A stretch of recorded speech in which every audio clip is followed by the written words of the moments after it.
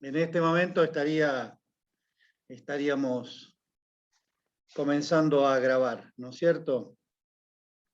Así que por favor les voy a pedir que... Ahí Luis me parece que todavía no logró conectar el audio.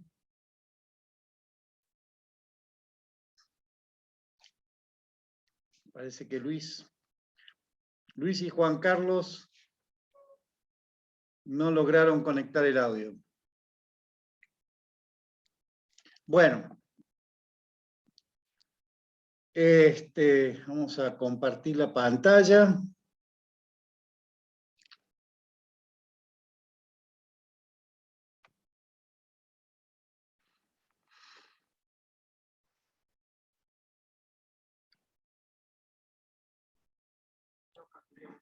¿A qué Luis te referís, Carlos? Mario Yul. Porque somos tres, Luis Roja, Luis Mario Yul, Luis No, Luis Mario Yul. Che, Luisito, ya que entraste, ¿podés? ¿Por qué no lo llamás por teléfono a Luis Mario Yul? ¿Puede ser? ¿Lo tenés? Para darlo vos, Cristian, si podés llamarlo y darle una mano para que se conecte. ¿Puede ser? Así, Yo me pude conectar con la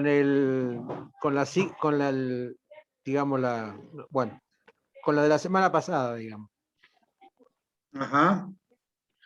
No la que les mandé hoy, ¿no? No, probé varias veces y no pude. Entonces me fui al anterior y ahí me pude enganchar. Sí, son iguales, teóricamente son iguales. Sí, no sé por qué, pero bueno, qué sé yo. No sé. Sí. Bueno, comenzamos entonces. ¿Les parece que hagamos una oración? En nombre del Padre, del Hijo y del Espíritu Santo. Amén. Ven Espíritu Santo, llena los corazones de tus fieles. ¿Cómo sigue? Se me pasa. Y enciende en ellos el fuego de tu amor. Envía tu Espíritu para darnos nueva vida y renovará la faz de la tierra. Oh Dios que iluminaste. Oh Dios que ilumina los corazones. Tus fieles con la luz del Espíritu Santo. Danos a gustar los rectos en su espíritu y gozar para siempre de sus consuelos. Por Jesucristo nuestro Señor. Amén. Bueno, entonces, continuando con el tema que veníamos más o menos desarrollando, ¿cuál es la finalidad básicamente de esto? Tratar de comprender mejor el contexto en el cual, el contexto histórico, humano, político, en el cual se movió Jesús en su época, para poder también comprender mejor los evangelios, porque los evangelios, dijimos, no son algo que está fuera del tiempo. Jesús habló en una lengua, en un tiempo y a una cultura y en una situación histórica determinada, y si nosotros comprendemos eso, podemos comprender mejor qué es lo que dijo Jesús. Obviamente que lo que aquí estamos haciendo es básicamente dar como pistas, ¿no es cierto? Para que después, bueno, se pueda profundizar, cada uno pueda profundizar en esto, ¿no es cierto? Pero bueno, por lo menos tener una idea general. Por eso quería comenzar este encuentro, esta clase, con recordando lo que era el mapa donde se movía Jesús, ¿no es cierto? Este es el mapa de la Palestina en las épocas de Jesús. Propiamente hablando, lo que era judío, digamos, por lo menos que en sus variadas formas, la religión judía abarcaba la Galilea y la Judea, y de alguna manera la Samaria, ¿no es cierto? Los samaritanos creían en el Dios de Israel solo que, bueno, por distintas razones históricas que ya vimos, ellos no adoraban el culto, lo tenían en un templo, en el monte Gerizim, ¿no es cierto? Y no en el monte de Jerusalén, y ellos aceptaban únicamente los 5 libros del Pentateuco, digamos, ¿no es cierto? Los 5 primeros libros de la Biblia. El resto no lo aceptaban. Pero esto no es una cosa que sea extraña, porque de hecho los saduceos, que eran judíos, bien judíos, ellos también aceptaban nada más que los 5 primeros libros de la Biblia, los otros no los aceptaban. O sea que no es que los samaritanos en este sentido eran muy diferentes, ¿no? La diferencia estaba fundamentalmente en el lugar del culto, donde debía ofrecerse el culto. Ellos no aceptaban que fuera en Jerusalén, ¿no es cierto? Sino en un monte que era el monte Gerizim. El resto de las localidades, la Fenicia, la tetrarquía de Filipo, la Decápolis, la Perea, etcétera, estrictamente hablando no eran judías. Si bien es cierto que había, digamos, había una mezcla ahí, había gente que creía porque estaba muy pegado, ¿no es cierto? Pero no era judío. Jesús, podemos decir a grandes rasgos, aunque después sabemos que se movió también por Fenicia, por Siria, por Sidón, se movió por la Decápolis, ¿no es cierto? Y se movió por la Perea. En general, su predicación, por lo menos la que como la narran los evangelios, fue entre Galilea y Judea, con algunos pasos por Samaria, ¿no es cierto? Ahora, acá esto estamos haciendo como una síntesis, ¿no? El mensaje de Jesús, no es un mensaje original en el sentido de que él sigue la línea, ¿no? de lo que se creía en ese momento en Israel. Podemos decir que en el mensaje de Jesús, obviamente encontramos muchísimos elementos del Antiguo Testamento, pero no únicamente del Antiguo Testamento, porque la fe de Israel en ese momento no estaba únicamente centrada en el Antiguo Testamento. Encontramos elementos de lo que podríamos llamar un proto-Talmud. El Talmud como tal se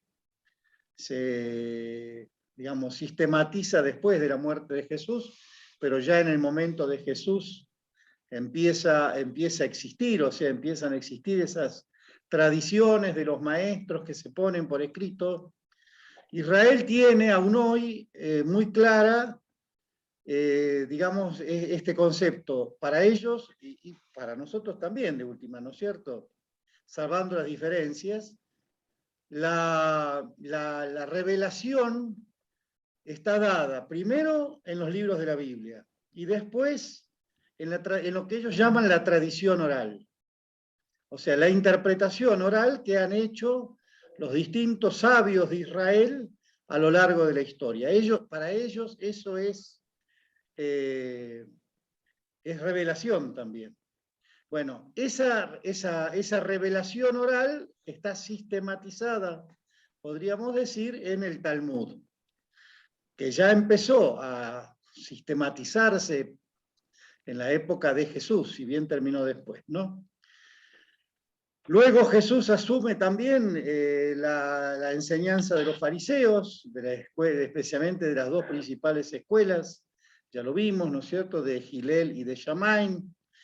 También encontramos en Jesús enseñanzas de los esenios, ¿no es cierto? Y encontramos enseñanza, y esto es interesante. ¿Por qué? Porque ya en la época de Jesús, la mayoría de los habitantes de la Palestina, tanto de Galilea cuanto de Judea, no hablaban hebreo. el hebreo ya no era una lengua que todos entendían, la mayoría no lo entendía, la mayoría hablaba arameo, pero la escritura estaba escrita en hebreo.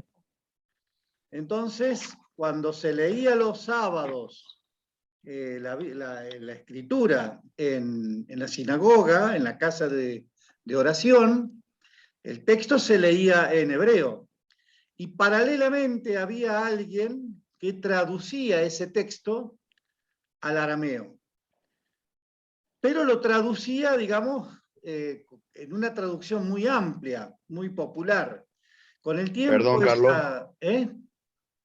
Con el Ahí me tiempo... dice Cristian, si podés agregarlo.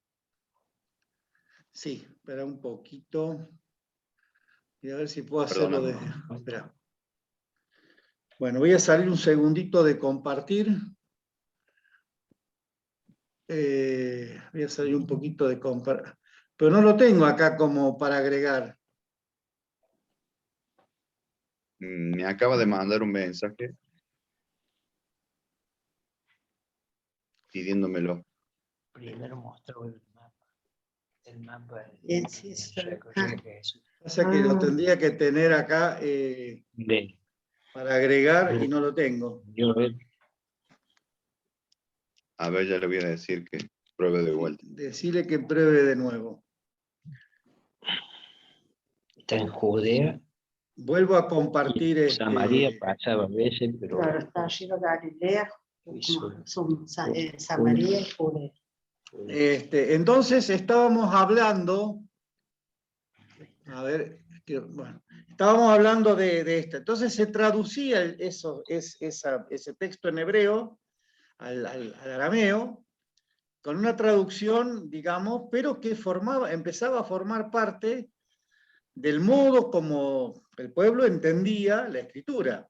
Con el tiempo esos targum, así se llamaban, empezaron a fijarse ya por escrito, ¿no es cierto? Y hoy tenemos se han encontrado 2 o 3 de estas traducciones, ¿no es cierto?, al arameo, que traducen la Biblia hebrea y que le agrega cosas que son muy interesantes, o sea, que no están textual en la Biblia hebrea, pero que nos dicen cómo entendía el pueblo en la época de Jesús esos pasajes de la Biblia. Hoy no se puede hacer un estudio del Antiguo Testamento de acuerdo a cómo lo entendía el pueblo de Israel, sin entrar en la lectura de esos Targum, ¿no es cierto? Jesús, obviamente, en la interpretación que hace de la Escritura en muchísimos pasajes, se nota que tenía bastante conocimiento, digamos, de lo que decían los Targum, porque utiliza digamos, lo que dicen los Targum para explicar la Biblia, ¿no es cierto? Cuando cita textos inclusive del Antiguo Testamento, no los cita textuales, sino que los cita, se nota que usa el texto del Targum, ¿no es cierto? Que era el que se escuchaba en las sinagogas. Mutando para entendernos, cada traducción es siempre una interpretación, nunca una traducción es textual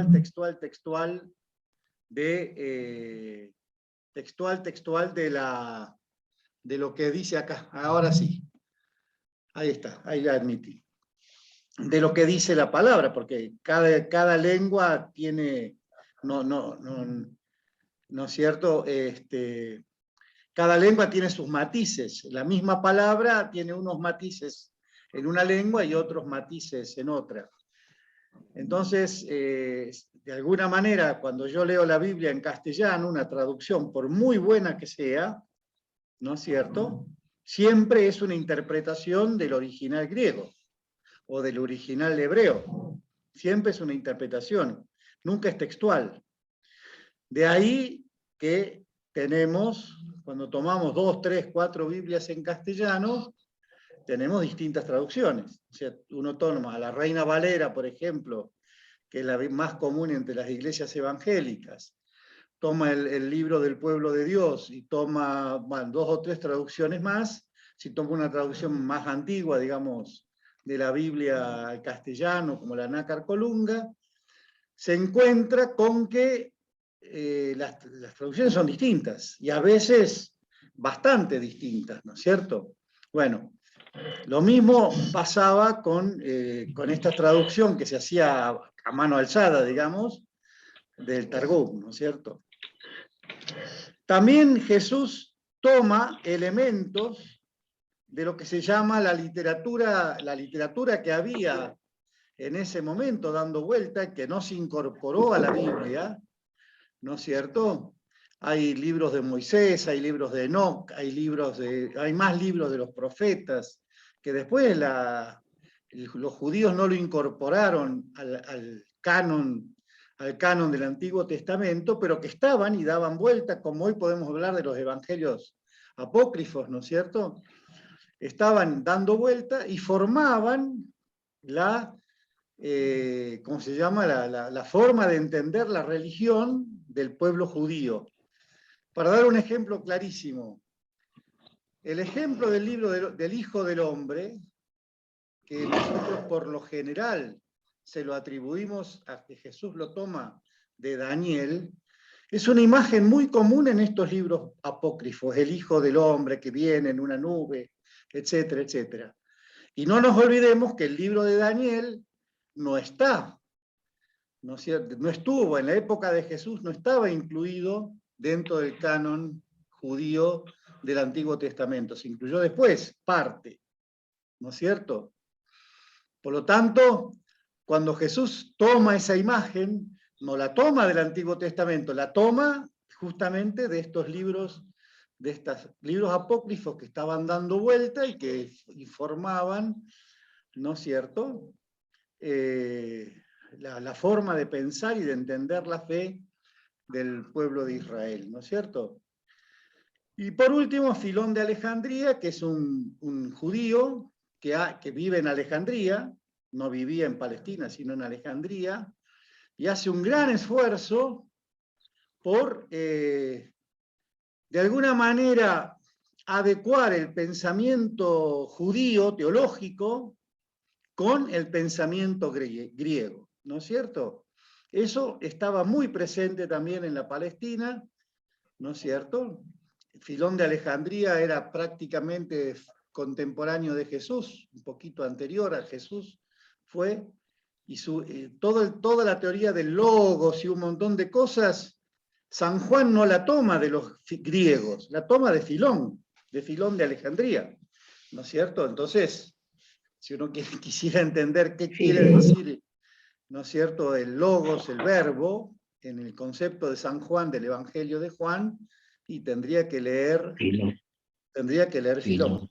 Si no, lo va a entender a medias, o lo vamos a entender como lo entendían los griegos, que no es como lo entendía Filón, y seguramente, posiblemente tampoco como lo entendía Jesús, ¿no es cierto?, o como lo entendía Juan.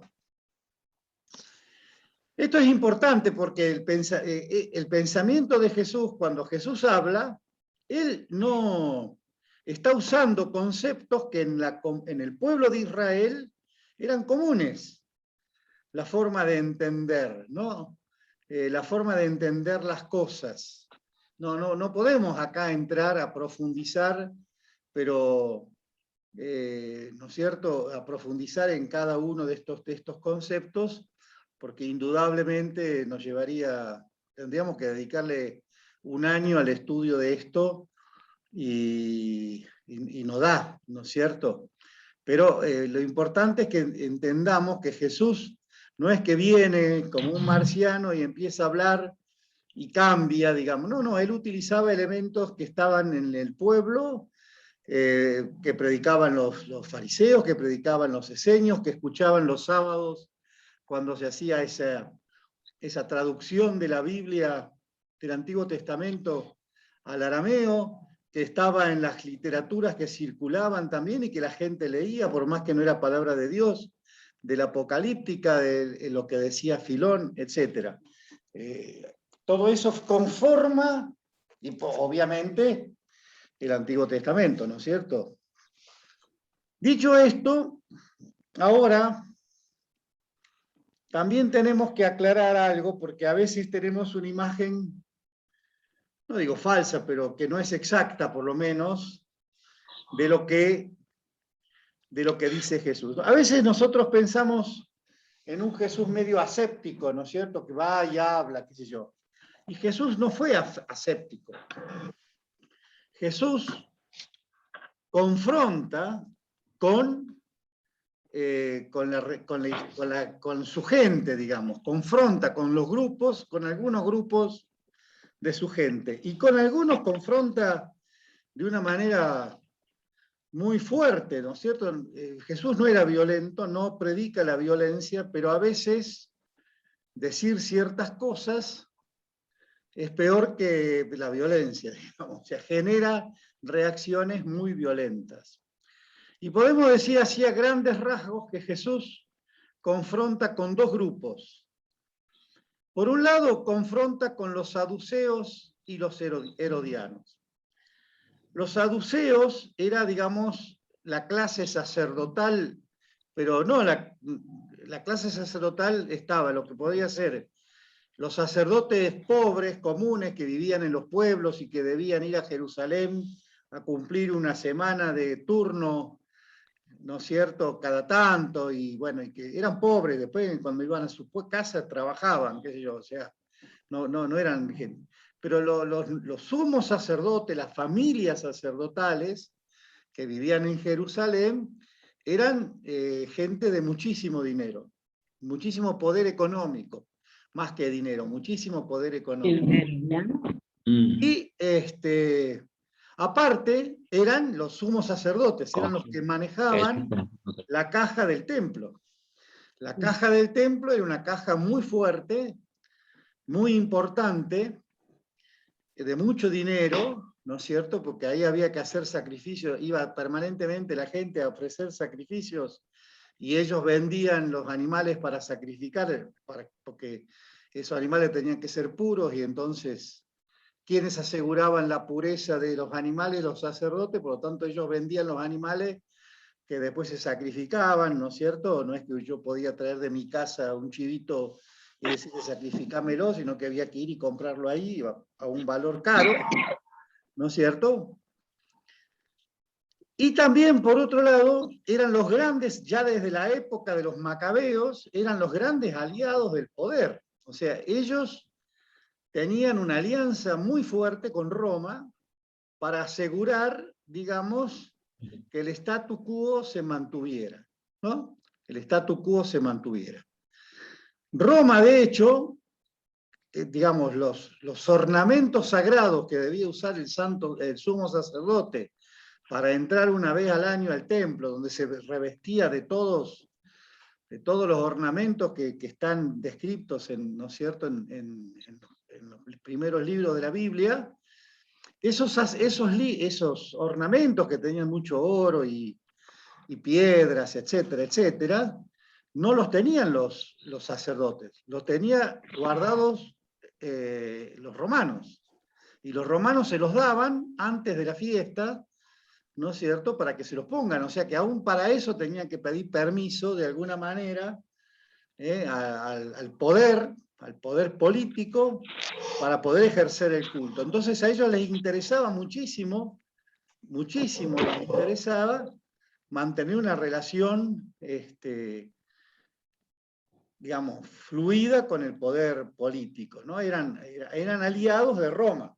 Y eran aliados de Roma porque después también Roma les daba el sustento político para que ellos se enriquecieran, ¿no es cierto?, con los impuestos y con un montón de cosas más.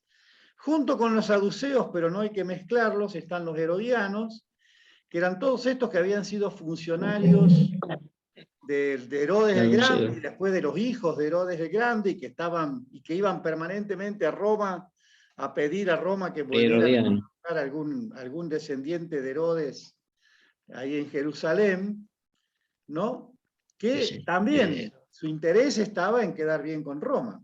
Eran gente de mucho dinero, funcionarios, los dueños de todo, digamos, ¿no?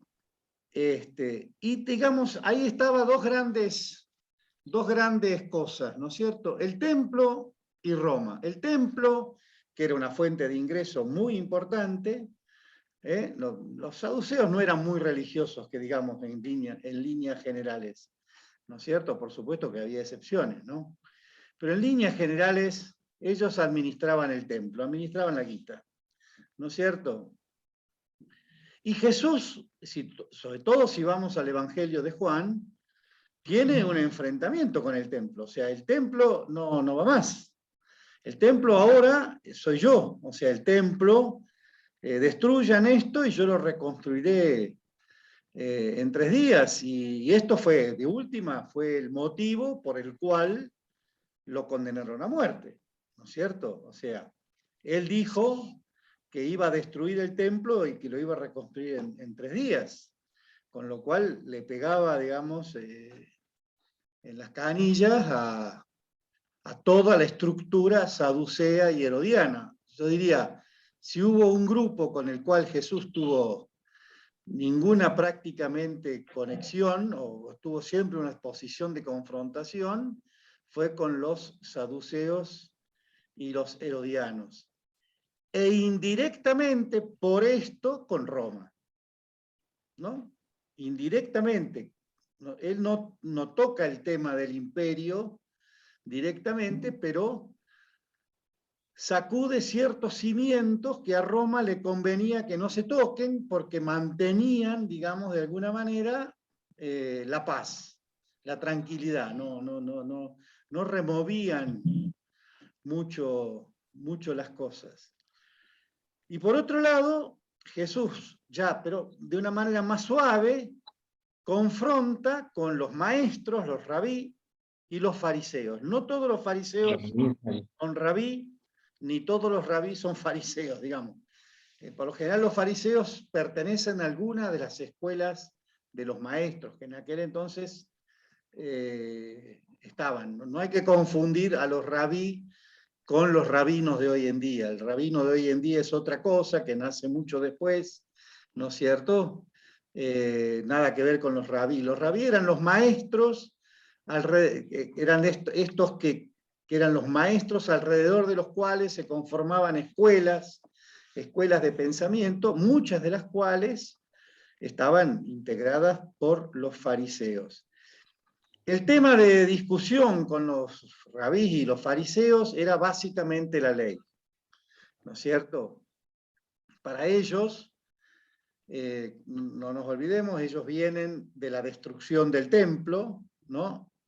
Y entonces el culto del templo no se podía hacer más cuando fueron a Babilonia, y se empiezan a conformar como estas casas de oración y estos centros de estudio, y entonces la ley, el centro de la religiosidad pasa del templo a estas casas de estudio de la ley. Y la ley empieza a ocupar un lugar importantísimo dentro de la religiosidad judía, ¿no es cierto? Ya no tenían el templo, no podían hacer sacrificios, no podían hacer nada, lo que les quedaba era cumplir con la ley. Entonces la ley es el centro, ¿no? El centro importante, y bueno, por más que después se reconstruye el templo, pero al ser bastante cuestionado el tema de los sacerdotes, de los sumos sacerdotes, si eran descendientes reales de los hijos de Aarón, a los que podían aspirar al sumo sacerdocio o no lo eran. En la época de los macabeos se nombran inclusive sacerdotes, sumos sacerdotes que ni siquiera eran descendientes de Aarón. O sea, estaba muy cuestionado todo eso. La ley sigue teniendo un peso muy importante, sobre todo en estos grupos de las escuelas y de los fariseos. Y contra ellos, más suavemente, pero no como contra los saduceos, confronta a Jesús por el tema de la ley, ¿no es cierto? Poniendo, diríamos, el amor por sobre la ley, ¿no es cierto? Poniendo la misericordia de Dios por encima de la ley, ¿no es cierto?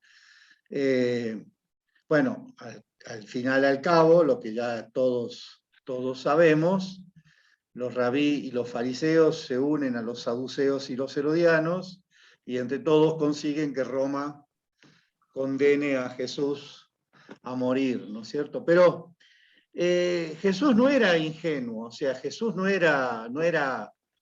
Jesús se oponía al sistema y al statu quo de la época, porque también a Roma le interesaba que el pueblo cumpliera la ley y que el pueblo fuera lo más tranquilo posible y no tuviera grandes conflictos y grandes problemas, ¿no es cierto? O sea, que Roma supervisaba que todo funcionara de la manera más tranquila y sin lío posible, y apareció este personaje, ¿no es cierto?, que por un lado no era fariseo, por otro lado no era rabí, tampoco en el sentido tradicional del pueblo de Israel, él no tenía una escuela como tal, y bueno, etcétera, sino que era una especie... Ahí arriba del cuadro, si ustedes se fijan, Jesús, por un lado aparece como un profeta, por otro lado aparece como un maestro, y por otro lado aparece con ese título, que era un título muy, digamos, indefinido de Mesías. No es que el pueblo de Israel tenía una clara idea del Mesías, ¿no es cierto? Había quienes esperaban un Mesías liberador político, había quienes esperaban un Mesías que como sumo sacerdote, puesto así por Dios, y reconstituyera el culto del templo, y le diera nuevamente le diera todo el peso y todo el esplendor, a fin de que todos los pueblos reconocieran que Dios era el Señor y adoraran a Dios en el templo de Israel. Había quienes esperaban otro tipo de Mesías, había quienes suponían también que más que un Mesías traducido en una persona era un tiempo mesiánico, o sea que el Mesías era alguien que venía a constituir un tiempo mesiánico, ¿no es cierto?, en el cual todos conocieran la ley, todos la practicaran, todos vivieran conforme a la ley, ¿no es cierto?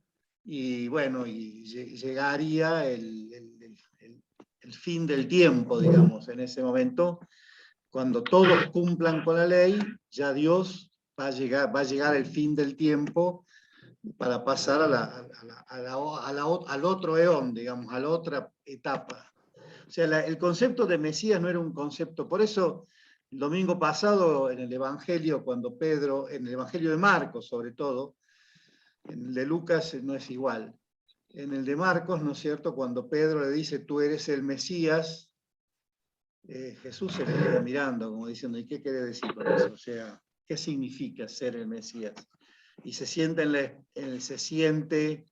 en la obligación de explicarle a Pedro, a todos los que estaban ahí, pero a Pedro especialmente, su concepción de Mesías, que era la concepción del profeta Isaías, la concepción ¿cómo se llama?, del pastor sufriente, ¿no es cierto?, del Mesías sufriente, el que tenía que padecer y el que tenía que morir, cosa que obviamente no le gustó para nada a Pedro y a los otros, ¿no es cierto? Pero bueno, ahí tenemos también que ellos tenían una concepción así, no sabemos, no es cierto cuál era, pero sí sabemos por algunas cosas del Evangelio, su concepción del Mesías, ¿no? Pero Jesús no entraba dentro de ninguna de estas categorías, porque profeta era, pero no era. Maestro era, pero no era, o sea, no era el maestro tradicional de Israel. Y Mesías, ¿qué significa? ¿No es cierto? Bueno, con esto, que es una especie de síntesis para entender un poco el momento, ¿no es cierto? Espérenme un segundito. Denme dos. ¿Cómo van por ahora? ¿Van más o menos? ¿Se entiende bien? Sí, bien. Bien, bien, pero no sé si me escucha. Bien, No, sí, te estoy escuchando. gracias, Carlos. Bien, bien. Te estoy escuchando. Pasa que quería ver una cosa. Ahí está. Ahora sí.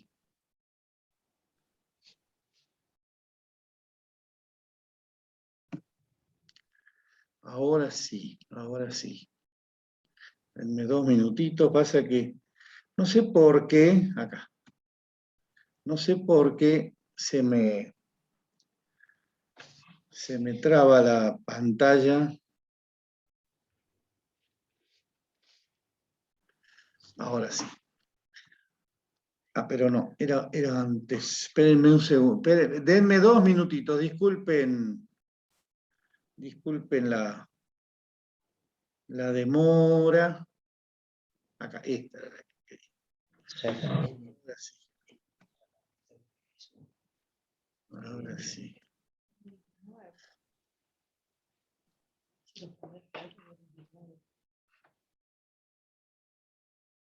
Ajá, ¿qué pasó?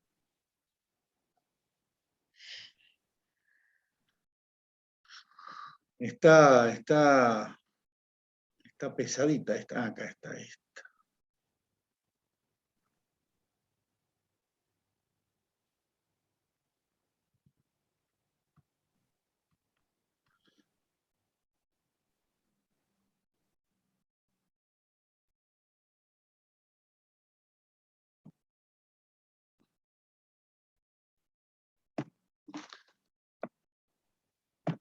Ahí está. Bueno, y ahora entramos a un poco, si los que pudieron ver los videos que les mandé, un poco rápidamente, ¿no es cierto? Vamos a hacer una explicación, ¿no es cierto? Entonces, por un lado está la época de Jesús, ¿no es cierto? Un poco, si esto lo dijimos antes, el momento histórico, los grupos religiosos, los pensamientos teológicos de la época, los fariseos, los esenios, Filón de Alejandría y los apócrifos del Antiguo Testamento. Todo eso conforma la época de Jesús, ¿no? Jesús en ese momento predica, él hace su prédica, asume todo esto, ¿no es cierto? Asume todo esto y hace su enseñanza. Pero, como bien sabemos, Jesús, por lo menos que haya quedado, nunca escribió nada, salvo esos signos que hizo, así misteriosos que hizo en la tierra, que no sabemos si escribió algo o hizo un signo, no sabemos qué hizo, pero, ¿no es cierto?, hizo un signo ahí en la tierra. Él nunca escribió nada. O sea que toda la enseñanza de Jesús fue una enseñanza oral, lo cual era común en su época. No es que Jesús ahí tampoco, digamos,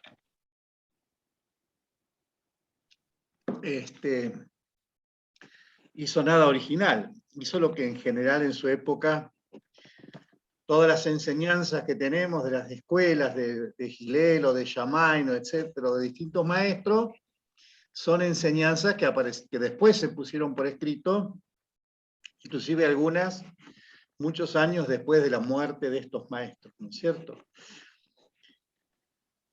Muerto Jesús y ascendido al cielo, ¿no es cierto?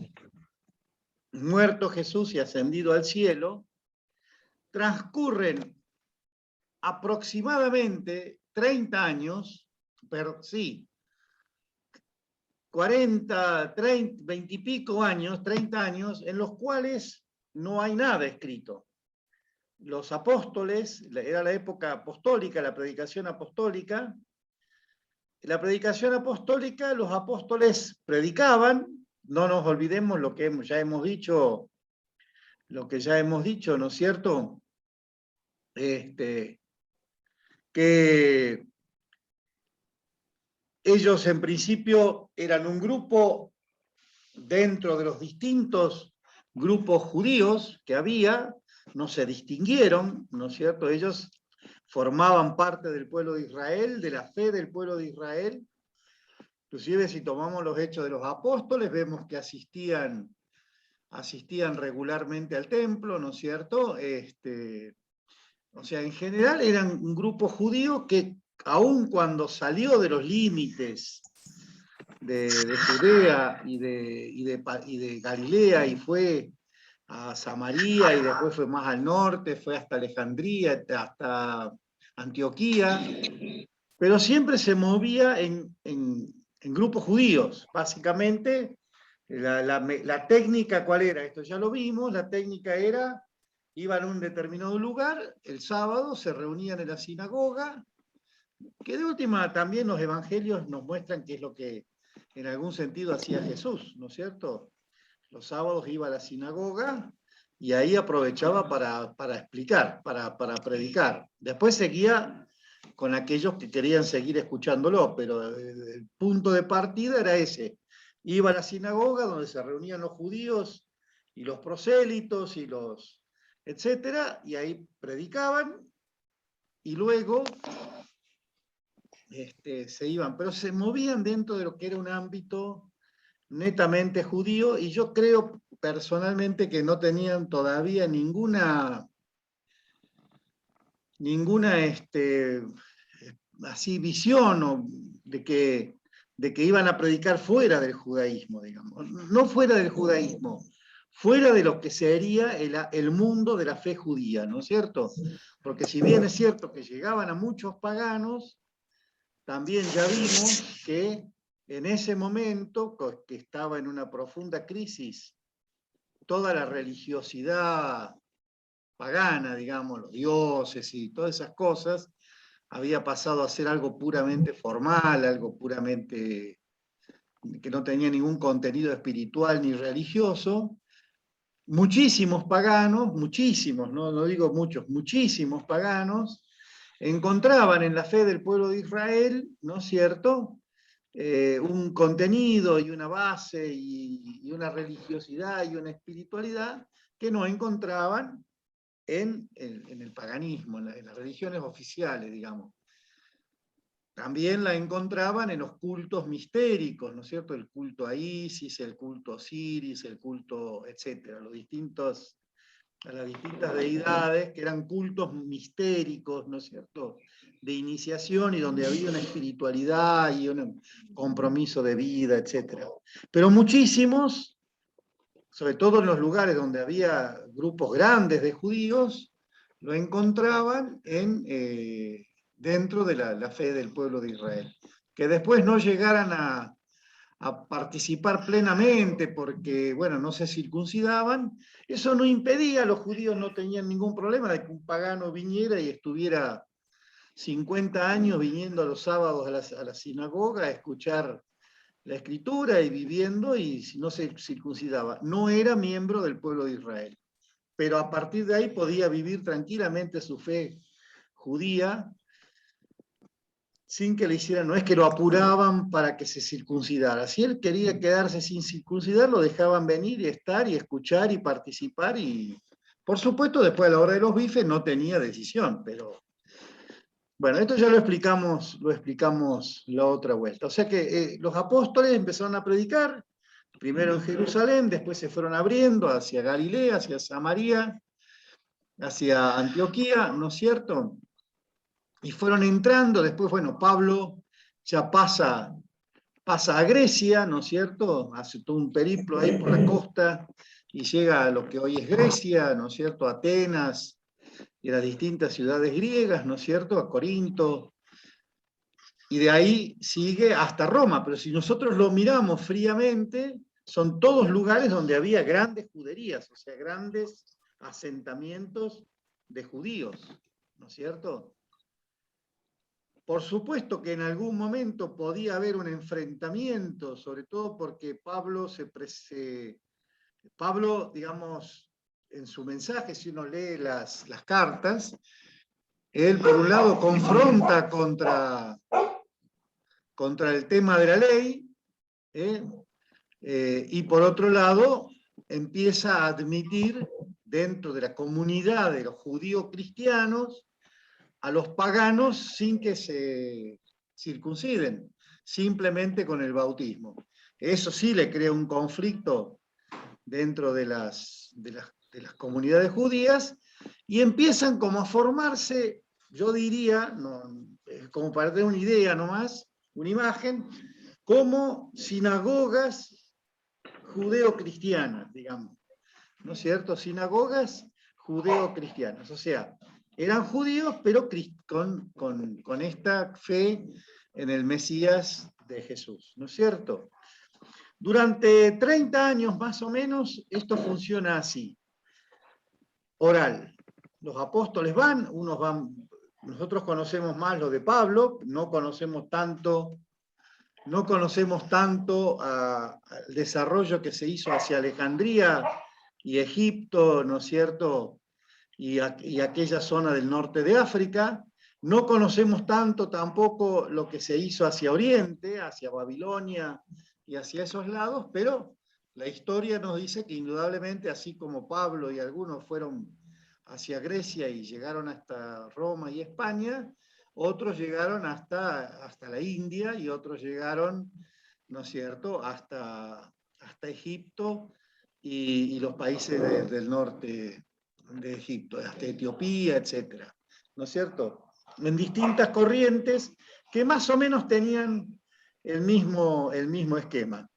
O sea, la entrada del cristianismo en Etiopía, que es de los primerísimos días del Evangelio, ¿no es cierto?, es porque Esteban bautiza a un funcionario de la reina de Etiopía que venía al templo a adorar. O sea, era un pagano que venía al templo a ofrecer un sacrificio, ¿no es cierto? O sea, y a partir de ahí se bautiza y entra el cristianismo, no sabemos bien cómo, hay muchas historias, en lo que hoy es Etiopía y en Alejandría y en toda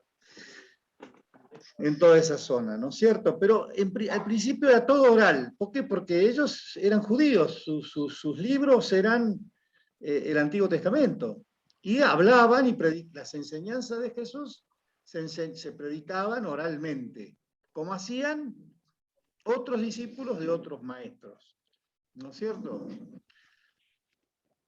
Indudablemente, en esos 30 años, como decíamos, se van formando como ciertos cuerpos de cosas. Por ejemplo, los dichos de Jesús, y se van escribiendo. Probablemente, nada de esto existe, se ha encontrado, pero por ejemplo, es probable, porque si no, sería difícil entender que tanto en Babilonia, cuanto en Etiopía, cuanto en España, se utilicen más o menos las mismas palabras, ¿no es cierto? Se hacen como colecciones de frases de Jesús, de dichos, como de apotegmas, ¿no es cierto?, de Jesús, etc., pequeños discursos, relaciones de milagros, de hechos, ¿no es cierto?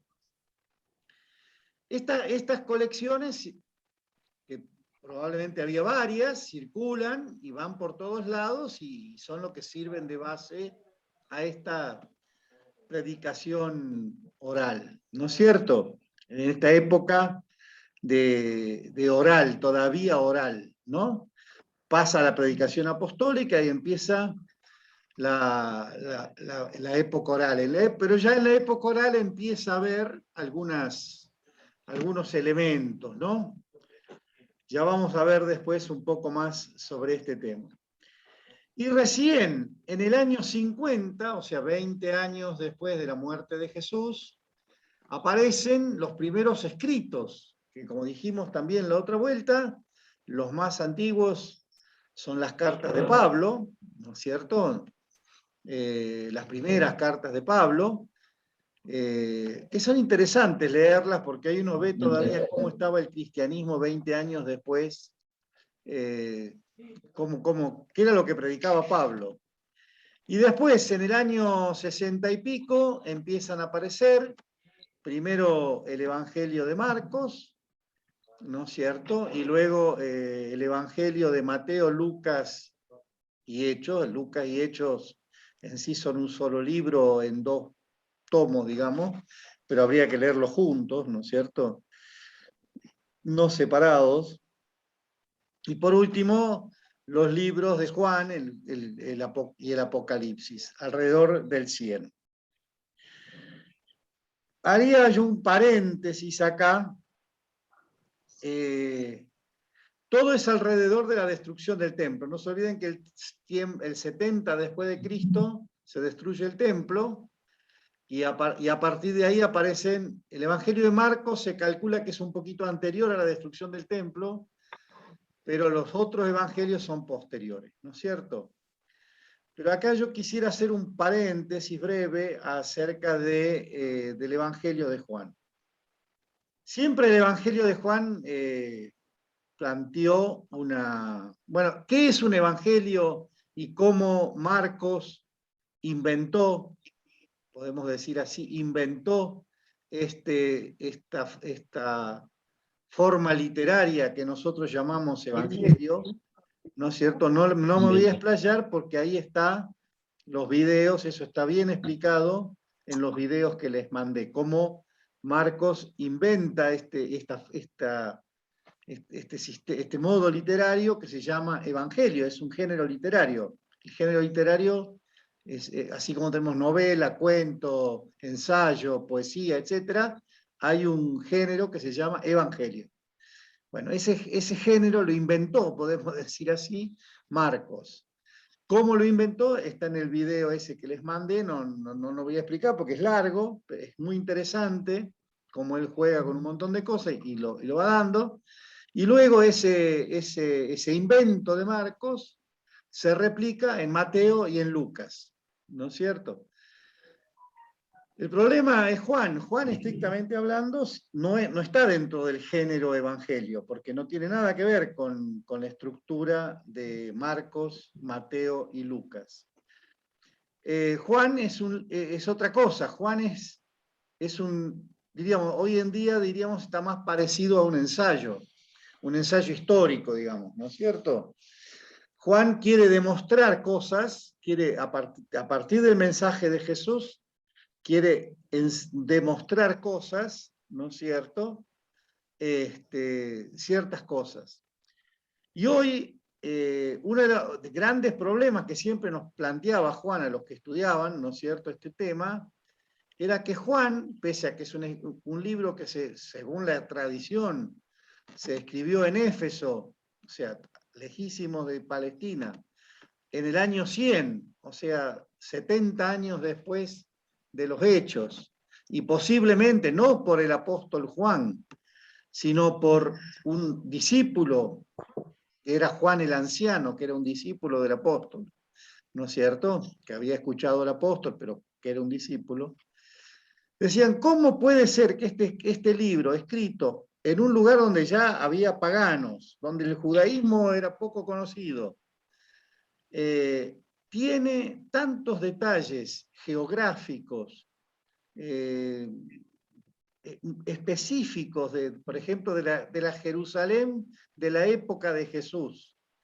Juan es el que más cantidad de datos nos da de lo que era Jerusalén, de cómo estaba, si estaba atrás, estaba adelante, si estaba arriba, estaba abajo. O sea, indudablemente es alguien que conoció Jerusalén. En el año 100 ya Jerusalén no existía, hacía 30 años.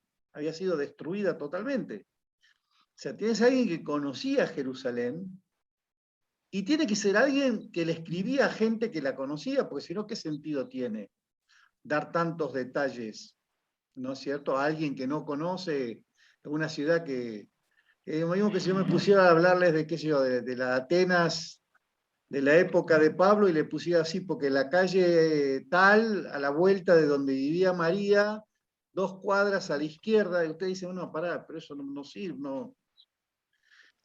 ¿para qué me sirve eso? Bueno, entonces eso ha hecho surgir una teoría que para mí hoy en día está bastante bien fundada, que indudablemente Juan se escribió en 2 momentos. Hay un primer momento que probablemente es muy inmediato a la partida de Jesús, que posiblemente lo escribió Juan o alguien muy cercano a él, Juan el apóstol, ¿no? Y que justamente graba aparte de ciertos enfrentamientos, los enfrentamientos más fuertes de Jesús con los saduceos, y donde pone en crisis el templo, en los sinópticos el templo no se pone tanto en crisis. En Juan se pone en crisis el templo. El templo no va más. Eso lo dice Jesús clarísimo en Juan. El templo no va más.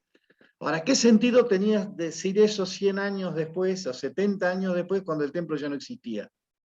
¿No es cierto? Sí tenía sentido en el momento de Jesús o en esos primeros años en los cuales todavía la iglesia naciente, los que eran judíos, pues estaban confrontando con los saduceos y con los herodianos, que tenían su base en el templo, ¿no es cierto? Entonces esa confrontación de Jesús, que no aparece en los otros evangelios, en Juan aparece muy fuerte, ¿no? Que a partir de él, el templo es él, y es en él que se adora al Padre, no en el templo. El culto queda abolido, el culto del templo queda abolido. Eso es un tema típicamente del momento de Jesús, que no sé si 70 años después podía ser tan... Entonces, bueno, la teoría es que posiblemente haya dos Juan. Un Juan que se escribió ahí nomás, en los primeros años, en esos primeros 30 años, digamos, y que después, sí, más, porque después toca otros temas que sí son de más allá, y después se le fue como incorporando elementos ya de épocas más posteriores. Pero esto es interesante a la hora de leer nosotros los evangelios, porque esto tenemos que tenerlo en cuenta. Cuándo fue escrito y con quién confronta, y por qué confronta cuando confronta, ¿no es cierto? Me parecía importante hacer este pequeño como paréntesis. Bueno, yo ahora tengo que salir 2 minutos, como recién, y hacer la...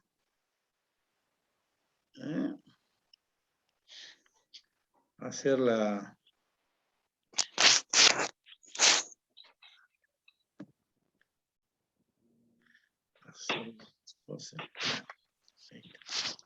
Ahora sí. Vuelvo. Ustedes disculpen todas estas.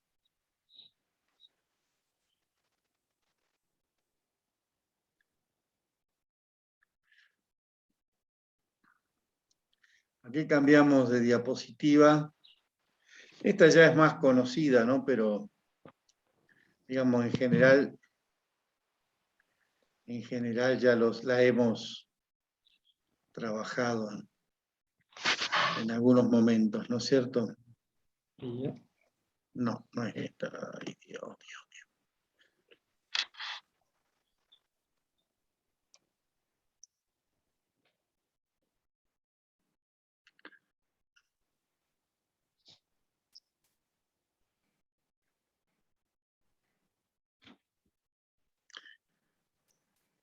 Va bien, más o menos logran.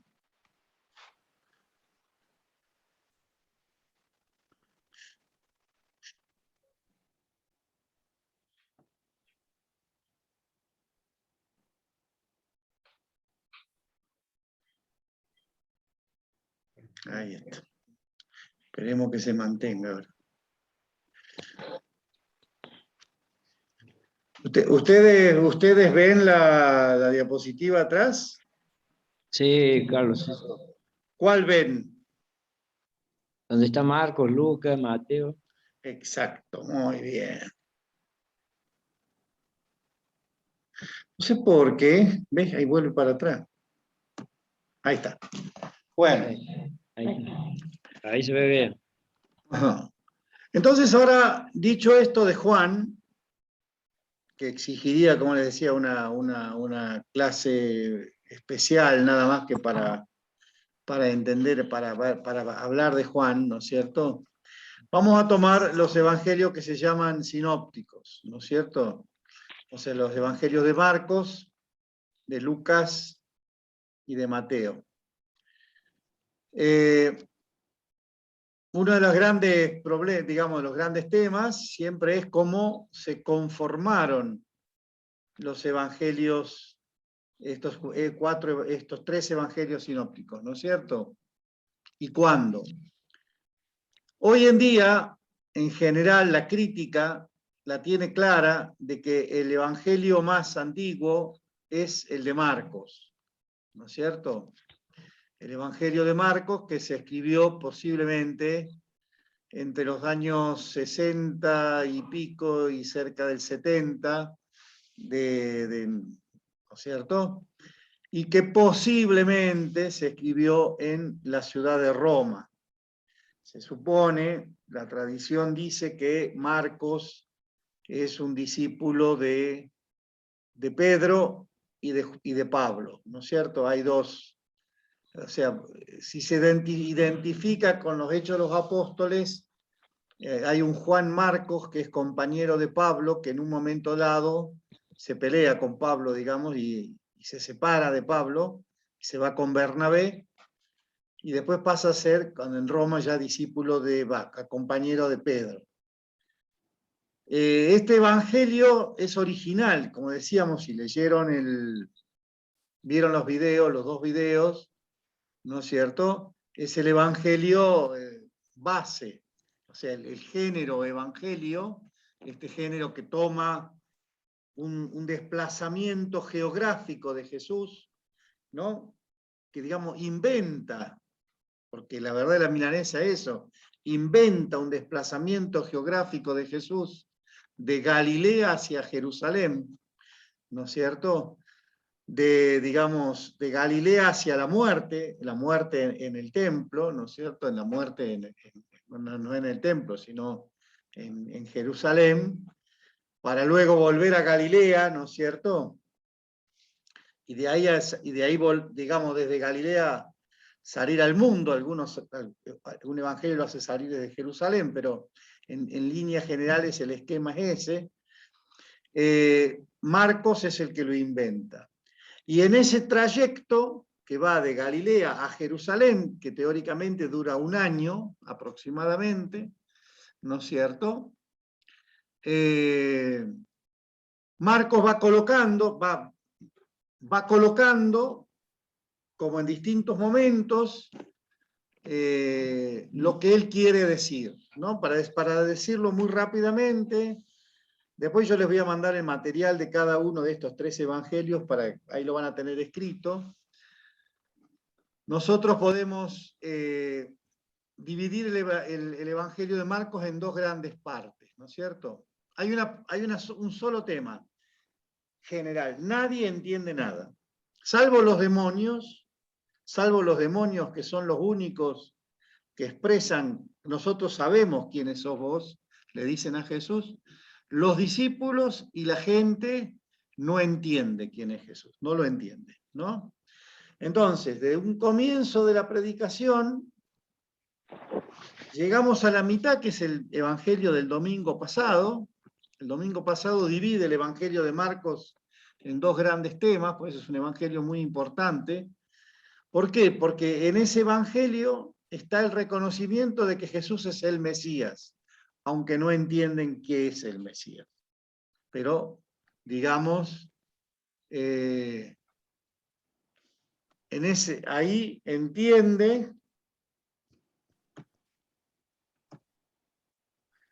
Se le fue la imagen, ¿no?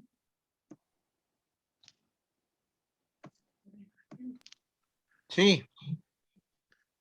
Esperen que se me fue. Ay, Dios.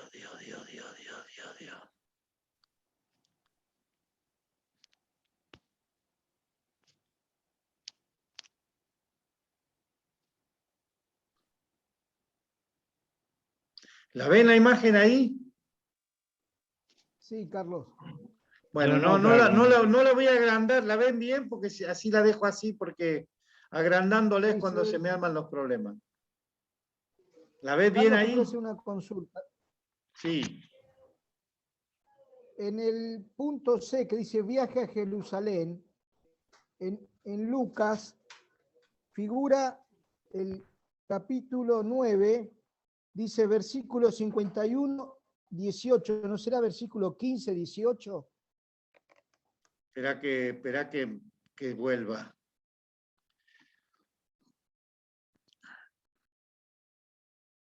No. Es desde el capítulo 9, versículo 51, al capítulo 18, versículo 43. Ok, ahora sí. Bueno, entonces, Marcos, bueno, o sea, ahí se divide el Evangelio, es toda una primera etapa de la predicación, ¿no es cierto? En la cual se lo reconoce como Mesías, aunque no se entiende. Cuando él quiere explicar, aparece Pedro poniéndosele adelante, ¿no es cierto? Siéndose el opositor. Acá hay que hacer una aclaración. Satán no es demonio, Satán es adversario. En hebreos, Satán significa adversario, ¿no es cierto? Entonces, ¿qué es lo que le dice Jesús? No te pongas enfrente como adversario, sino ponete detrás como discípulo. Aunque no entiendas. Ese es el mensaje que le dice Jesús. No seas adversario poniéndote enfrente, porque el Evangelio dice que se le pone enfrente y lo separa y le dice, dejate de jorobar, no hable de estas cosas porque son contraproducentes, digamos. No te pongas como adversario, sino ponete atrás, ¿no es cierto? De hecho, 2 versículos más adelante dice, el que quiera venir detrás de mí, el que quiera seguirme, pero la traducción exacta es, el que quiera venir detrás de mí, ser mi discípulo, y tiene que tomar la cruz, no hay otra. Obviamente no lo entendieron, y la segunda parte termina, ¿no es cierto?, en la confesión de un pagano que estaba ahí porque lo mandaron, ¿no es cierto?, que no entendía nada, ni sabía nada, ni nada, era un pagano que estaba ahí, que dice, verdaderamente este hombre era el Hijo de Dios. ¿No es cierto? O sea, un pagano reconoce, realmente reconoce, probablemente sin entender muy bien lo que significa, pero en la mentalidad de un pagano, Hijo de Dios y Mesías, eran 2 conceptos sinónimos, ¿no es cierto? Muy, muy relacionados. Entonces, Marcos inventa este trayecto, lo divide en 2 grandes secciones, y en cada una de estas secciones va como desarrollando lo que él quiere desarrollar para la comunidad a donde él escribía. ¿Cuál era la comunidad donde él escribía de acuerdo a lo que hoy estaría más o menos aceptado? Y era una comunidad judeo-cristiana y pagana también, pero básicamente judeo-cristiana, o sea, de paganos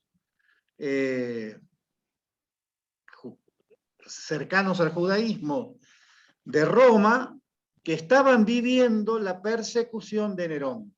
La persecución de Nerón se hizo nada más que en Roma, porque Nerón había tenido un problema, se le había incendiado Roma, probablemente él no tuvo nada que ver, pero se le incendió Roma y como la gente estaba muy desconforme con él, se le venía un levantamiento popular, y él no se le ocurrió nada mejor que decir, bueno, no, la culpa la tuvieron los cristianos, ¿no es cierto? Y se dedicó a perseguir cristianos, ¿no es cierto? Durante un lapso hasta que la gente se olvidó del incendio de Roma y ya no la persiguió más. Pero no fue un tema religioso, fue un tema político, digamos. Le convenía hacer que persigan, cambiar la mira hacia otros y los persiguió. Bueno, en ese momento se escribe probablemente el Evangelio de Marcos. Por eso Marcos marca mucho eso, el tema del sufrimiento. Si queremos seguir a Jesús, porque la pregunta ¿cuál era? Nos están matando, ¿por qué? ¿Cómo es el tema? Nos están haciendo de goma. Entonces, Marcos, la gran tesis de Marcos es, Jesús vino a sufrir. El que quiera seguir a Jesús tiene que sufrir, tiene que tomar la cruz, porque se va a enfrentar con los poderes de este mundo, que lo van a matar. ¿No es cierto? Eso lo dijo Jesús, ¿no es cierto? De hecho, todo pareciera ser que en el Evangelio de Marcos, si ustedes se fijan, prácticamente no hay relato de la resurrección. Algunos piensan que el relato de la resurrección es posterior, es un agregado que se hace posterior sacado del Evangelio de Mateo, ¿no es cierto? Como para que termine con la resurrección. Pero en la mente de Marcos, ahí estaba la cruz, ¿viste? Había que darle sentido a la cruz, ¿no es cierto? Entonces, este sería el primer evangelio, el de Marcos, ¿no es cierto? Luego vienen el de Lucas y el de Mateo. El de Lucas y de Mateo siguen el mismo esquema que Marcos, o sea, un año, Galilea, Jerusalén, ¿no es cierto? Lucas y Mateo le agregan algo adelante que es un relato de la infancia de Jesús, ¿no es cierto? Que es lo que se llama, es un relato teológico, no es un relato histórico. Jesús, que Mateo, si ustedes van a Marcos, el Evangelio de Marcos empieza cuando Jesús empieza a predicar. ¿Qué pasó antes? No sabemos, ni le importa a Marcos decir qué pasó antes de que a los 30 años más o menos Jesús comenzó a predicar. Lucas y Mateo completan esto, que Marcos estaba incompleto, ¿no es cierto? No había, y hacen un relato teológico, ubicando a Jesús dentro del Antiguo Testamento, unos como una imagen de Moisés y otros como la imagen de Elías, el profeta, ¿no es cierto? Elaboran con los textos del Antiguo Testamento lo que se llama un relato teológico, que después tuviera fundamento histórico, no tuviera más o tuviera menos, o fue exactamente así, no fue exactamente así, no es lo que viene al caso. Sacando esos primeros capítulos que son la infancia de Jesús, empieza Jesús, de golpe Jesús a predicar, ¿no? Ahí toma exactamente el esquema de Marcos, ¿no es cierto? Y le agregan al final otro relato teológico que es la ascensión y la misión, ¿no es cierto? O sea, completan el Evangelio de Marcos que le faltaban estos elementos. ¿De dónde venía Jesús y qué pasó después que murió? ¿No es cierto? ¿Qué pasó después que murió? Eso a Marcos no le importa, porque está en su tema. Lucas y Mateo sí. Ahora, si uno empieza a leer los evangelios de Lucas y Mateo, se da cuenta que en un porcentaje muy alto toma los mismos elementos que Marcos. Por ahí los acomodan de otra manera, porque a ellos les conviene acomodarlos de otra manera. Le agregan algunos discursos, etc. Pero justamente lo que se nota es que hay elementos que son comunes a Lucas y Mateo y que no están en Marcos. Entonces los críticos dijeron, no, lo que pasa es que había entre esas cosas que se hicieron en la época oral, hay una serie de escritos, dichos, frases, milagros, etcétera, que están y que se llaman la fuente Q, ¿no es cierto? Que no existe la fuente Q, no. Pero se supone que había como un conjunto de elementos que estaban como fijados y que se conocen como la fuente Q. ¿Por qué Q? Porque en alemán creo que significa fuente, sería como la fuente, el origen, ¿no? Entonces, Lucas y Mateo toman un gran porcentaje de Marcos y elementos de la fuente Q para completar lo que en Marcos no había, ¿no es cierto? Ahora, cada uno toma los elementos de distinta manera, ¿no es cierto? Y los va incorporando de acuerdo al proyecto. Ya vimos cuál era el proyecto de Marcos, ¿no? O sea, persecución, entender el sufrimiento y decir Jesús sufrió, se tuvo que enfrentar con el poder, sufrió y murió. Y ahí está, lo que dice Dios del profeta sufriente, ¿no es cierto?, del discípulo sufriente. Nosotros, si seguimos a Jesús, tenemos que tomar la cruz. No habla tanto de los dolores personales, de que si me duele un hueso o estoy enfermo, sino de estos sufrimientos que implican el seguimiento a Jesús. Seguir a Jesús significa enfrentarse como Jesús con el mal, digamos, ¿no es cierto? Cuando el bien entra en contacto con el mal, el bien sale herido, por más que a la larga triunfa, ese es el mensaje del Evangelio, por más que a la larga el bien triunfa con la resurrección y transforma el mal en bien, pero en una primera instancia sale mal parado, digamos, ¿no es cierto? Y luego tenemos que los tres evangelios, más o menos, tienen un esquema similar. Preparación al ministerio. En Mateo vemos que es larga, va del capítulo 3 al capítulo 4, ¿no es cierto?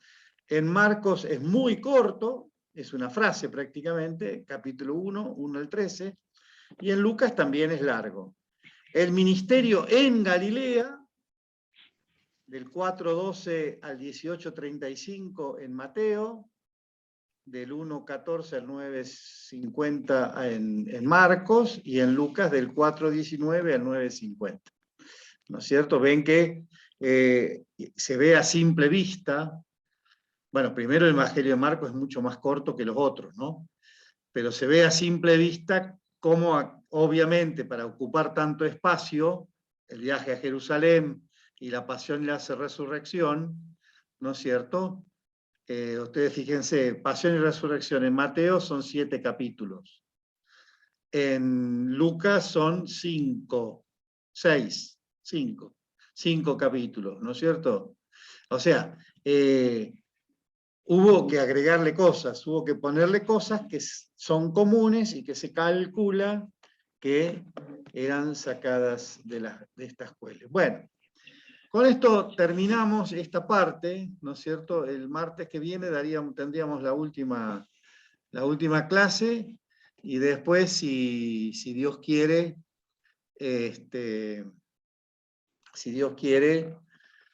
empezaría Jorge Frigerio, por lo menos me dijo que sí, a ver el tema de pastoral, ¿no es cierto? Pero pastoral a la luz, bueno, los diáconos que hemos estado ahora en el encuentro ahí en San Esteban, ¿no es cierto?, en las Paulinas, estaría en esa línea, la pastoral en esa línea, la pastoral en el sentido de pueblo de Dios, que ha hecho una inversión, ¿no es cierto?, Francisco ahí, y en el sentido de sinodalidad, y en el sentido, pero sobre todo, me decía Jorge, en el sentido de ver también cuál es el rol del diácono, ¿no es cierto?, en esta pastoral, ¿no? En esta pastoral que implica profundos cambios. Bueno, no sé si de lo que hemos dicho hay alguna pregunta que podamos contestar, así que ahora pueden abrir los micrófonos. Una pregunta, Carlos. Sí, Osvaldo. Material teórico, por lo menos para retener y profundizar, no profundizar porque está muy claro lo que vos has hablado, pero sí para retener, digamos, ¿no? Un poco la información que vos has dado, que vos has dicho, que creo que dijiste que ibas a mandar. Sí, yo mañana o pasado les mando un material que básicamente dice, básicamente está referido a los 3 evangelios sinópticos y a Juan, y un poco al momento histórico, bueno. El mapa que pusiste, ¿Ah? el mapa que pusiste, no digo que el mapa que pusiste al principio sería muy importante, porque es muy importante, digamos, la geografía de los, digamos, de los viajes, digamos, del paseo de Jesús desde por dónde anduvo y todo lo demás es importante, digamos, para entretenerlo y y relacionar, digamos, al Evangelio, ¿no? Está bien.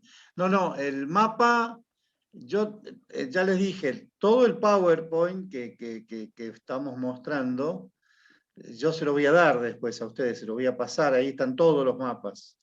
Están todos los mapas, Bueno. están los cuadros, todo lo que hemos visto acá en pantalla está en el Power y yo eso se lo voy a pasar cuando termine, porque he hecho un solo Power, a cada semana le agrego 2 o 3 diapositivas nuevas, digamos. Cuando termine le voy a mandar todo el Power, que en sí, si no se acuerdan, el que lo ve sin nada no entiende mucho qué significa, pero bueno, es como para acompañar lo que uno va desarrollando. Sí, también se lo voy a dar todo. Buenísimo. Gracias. ¿Qué le voy a cobrar por eso, amigo? ¿Qué te puedo? Aparte, los videos que mandaste, digamos, que hablan de Marcos, realmente muy, muy claros.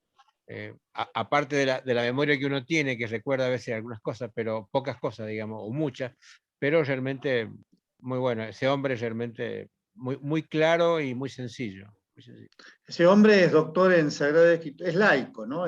Es laico. Sí, se nota, sí. Es doctor en Sagrada Escritura, es argentino, está viviendo en España. Y realmente tiene, yo lo sigo mucho, todos los viernes saca un videíto de 15, 20 minutos, 30 minutos lo sumo, explicando el Evangelio del domingo, ¿no? Y no tanto explicándolo en orden a una homilía, sino explicándolo en orden a entender el Evangelio. A entender el Evangelio. Yo normalmente lo escucho ese video todos los viernes, los sábados, porque me da mucho elemento para la homilía después. Porque si lo entendés, podés Sí, él dice que aparece siempre, digamos, ¿no? Y sería muy bueno, indudablemente, seguirlo como vos lo haces. Pues si ustedes tienen, de ese video, tienen que entrar ahí al Testigo Fiel, a ese grupo, y ahí tienen aparte tienen montones de videos de Sagrada Escritura, montonazo de videos de Sagrada Escritura que se pueden ver. Pasa que, bueno, que están buenos, ¿no es cierto?, para ir viéndolos y aprendiendo. Sabe mucho y tiene mucha claridad y es muy ameno. Tiene otra ventaja que es muy ameno, ¿no es cierto? Carlos, Sí. Para escuchar a este hombre que decir que hace esos comentarios todos los viernes, tengo que entrar a YouTube y poner Testigo Fiel. Claro, vos tenés, lo que podés hacer es abrir el video que yo te mandé. Cuando lo abrís, abajo aparece el Testigo Fiel, suscribirse. Te suscribís y todos los viernes, o sea, cada vez que él saca un video, te va a avisar. Sí, porque O sea, es muy claro, la verdad. ¿Eh? Que es muy claro cómo explica. A mí me gusta mucho, ¿no? O sea, y es corto, dentro de todo claro, es cortito. Con palabras claras explica las cosas, ¿viste? No rebuscadas. Sí. Y ejemplos sencillos, que uno lo puede entender lo más bien, el Evangelio, ¿no es cierto? Y es como vos decís, y te da una base como después para preparar una reflexión, ¿no es cierto? Pero muy bueno, a mí me gustó mucho, yo los he escuchado y la verdad, como dice Osvaldo, clarísimo el mensaje que da. Sí, vale la pena. Bueno, el que quiera ese material, todos los viernes lo tiene. Es cuestión de escucharlo. A mí por lo menos me ayuda mucho en la homilía. Una consultita. Sí. ¿Podríamos empezar 20:30? A mí se me complica un poco, tengo que cortar antes para poder estar en el curso. ¿Puede ser 20:30? Para mí no hay problema si veamos qué opinan todos, sí. De hecho, los jueves entramos 20:30. Vamos, Rodi, ¿vos te va bien 20:30? ¿Vos, Juan, ya dijiste, Walter? ¿Cristian? ¿Pichi? ¿Te va bien 20:30? 20:30 a mí me quedo de 10, che. Yo también llego por justo. Luis Sí, Mayoyul, Sí, Fernando Alfredo, Osvaldo, No hay problema. Luis Roja. Y Juan Carlos Andrada.